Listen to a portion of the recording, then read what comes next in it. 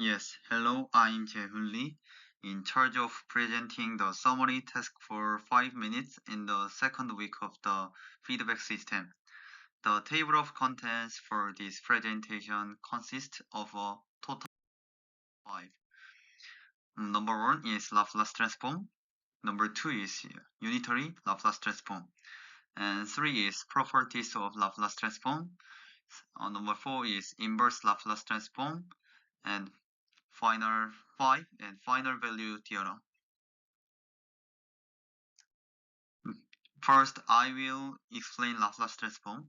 Laplace transform is a tool that converts differential equations in the time domain into algebraic equations in the frequency domain, so which is useful when analyzing systems in LTI systems.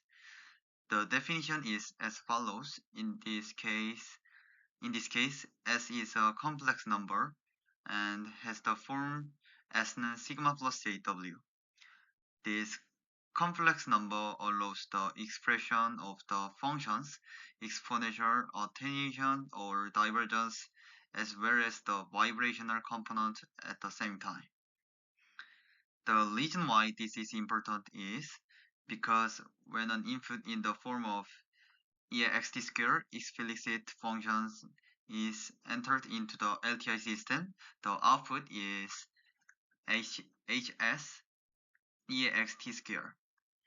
The hs is the transfer function of the system, which represents the characteristics of the system in the frequency domain. When the convolution characteristic is utilized, the convolutions in the time domain is transformed into a simple multiplication using Laplace transform. So yt is ht-ut convolution, is ys is hs-us multiplication. So consequently, Laplace transformations make it much easier to interpret complex differential equations by turning them into algebraic equations. This time we are going to give a presentation on the unitary Laplace transform. Usually, the Laplace transform we use assumes that the input starts at t is 0. So with that in mind, the Laplace transform with the interval is called the unitary Laplace transforms. It's mathematically defined as in the picture. So this is useful when analyzing systems that do not have input in the past and start with t is 0. In this case, since most of the systems actually meet the above conditions, unitary Laplace transform can generally be used. In addition, when function ft is an explicit order, a Laplace transform exists.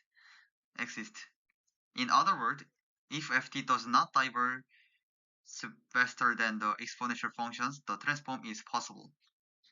And what's below is what I have done using MATLAB to actually do unitary Laplace transform. In this session, we will discuss the properties of Laplace transformation. Laplace transformations are based on linearity, which makes it simple to represent various time domain operations in the frequency domain. There are 6 typical properties. One corresponds to the superposition principle, which is closely related to linearity. So that is example. And second is the time delay or time shift. And if a time shift function is substituted by t minus tau to the Laplace transform, Laplace definition equations, the delay factor E minus tau square is generated in the frequency domain.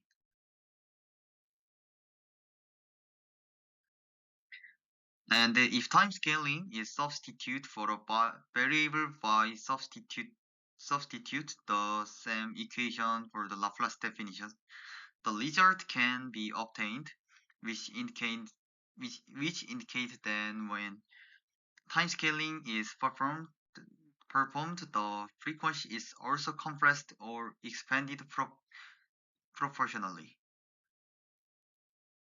And is the case and in the case of differentiation, if solved using partial integration, the corresponding equation can be obtained, and the differentiation can strengthen the high frequency component and multiply it with s in the frequency domain.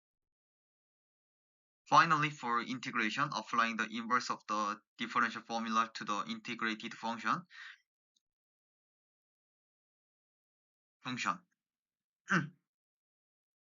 The convolution property is time domain time convolution in time domain is multiplication in frequency domain.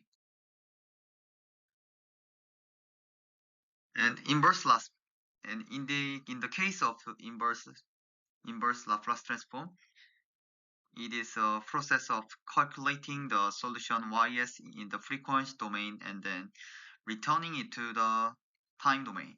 At this time, since it is difficult to calculate directly by definition, it is usually solved by using partial fraction expansion. So if you deploy it into partial fractions and solve the equation, you can solve it quickly. It can be decomposed automatically in MATLAB. Use the rigid function.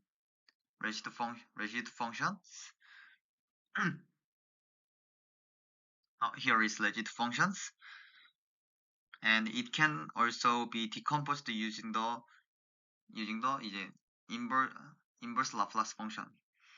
So the picture next to it shows that I actually used the function with MATLAB and turn it around.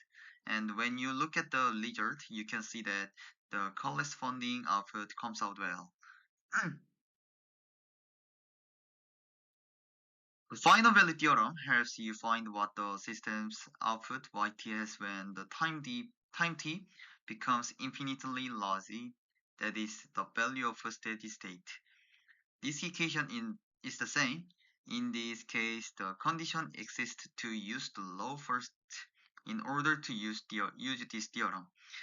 Or first, ys must be in the left half plane, and if the real part is in the positive for or exists at the pure imaginary for, the theorem does not apply and radiate or vibrate. Yes, thank you.